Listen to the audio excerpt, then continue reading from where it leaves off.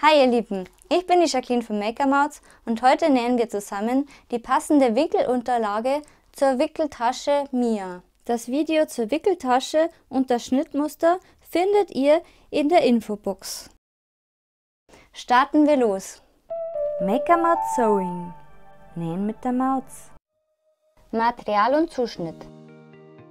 Für die Wickelunterlage benötigst du Volumenvlies sowie das Teil A zweimal zugeschnitten, zum Beispiel aus Wachstuch oder einem anderen abwaschbaren Stoff, wie beschichteter Baumwolle. Je nachdem, wie du die Unterlage nähen möchtest, brauchst du außerdem ein Schrägband. Ein Schrägband mit einer Breite von 1,5 cm ist besser geeignet als das Standardmaß von 1 cm. Nähanleitung. Wenn du die Schrägband-Variante nähst, benötigst du keine Nahtzugabe. Lege das Volumenvlies zwischen die beiden Teile, wobei die rechten Seiten nach außen schauen.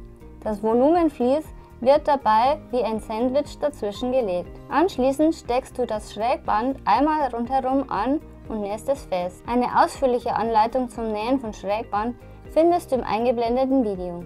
Wenn du es ohne Schrägband nähen möchtest, schneidest du es mit der Nahtzugabe zu. Lege die beiden Teile A rechts auf rechts zusammen und platziere das Volumenvlies oben auf. Falls dein Volumenvlies aufbügelbar ist, kannst du es auf eine Rückseite aufbügeln.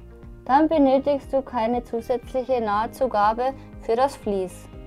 Stecke die Teile zusammen und nähe einmal rundherum mit 1 cm Nahtzugabe. Lasse dabei eine Wendeöffnung offen. Verriegle die Naht an der Wendeöffnung.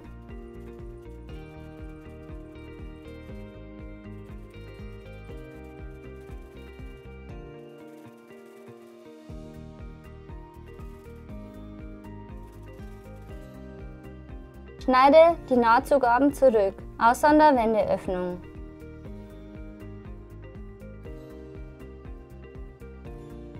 Wende das Teil auf rechts.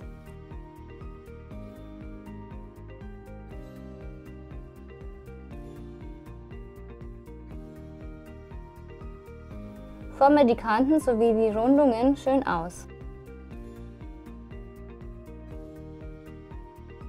Biege die Nahtzugaben nach innen und stecke sie fest. Diese kannst du jetzt mit einem unsichtbaren Stich schließen und dann mit Backpapier dazwischen darüber bügeln.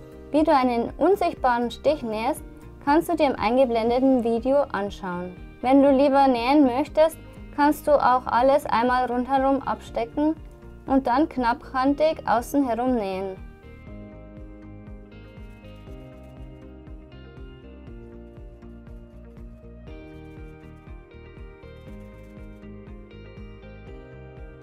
Nähe am Ende etwas über die Anfangsnaht, um alles zu sichern.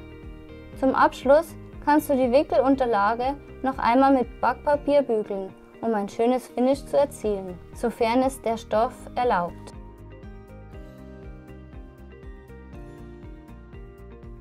Wenn dir das Video gefallen hat, schau dir gerne noch das Video zur Wickeltasche Mia an oder auch meine anderen Nähvideos. Ich würde mich natürlich noch über einen Kommentar, ein Like, ein Hype und ein Abo freuen. Das hilft mir sehr. Und ja, dann sehen wir uns das nächste Mal wieder. Tschüss!